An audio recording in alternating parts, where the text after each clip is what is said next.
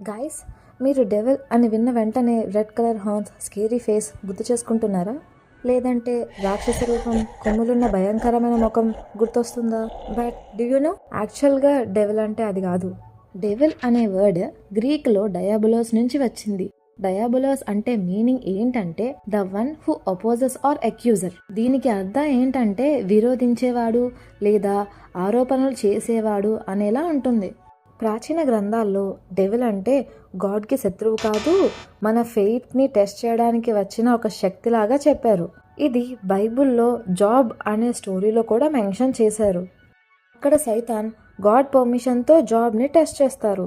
మనలో కొంతమంది అనుకునేలా డెవిల్ అంటే ఎక్స్టర్నల్ రాక్షసుడు కాదు. డెవిల్ అంటే మనలో ఉన్న ego, doubts and inner darkness అన్నమాట. సో అసలు మ్యాటర్ ఏంటి అంటే డెవిల్ అంటే మనల్ని భయపెట్టేది కాదు, మనలో ఉన్న డార్క్ సైడ్ని గుర్తించే ఒక కాన్సెప్ట్. ఇది మీకు న్యూగా అనిపించిందా?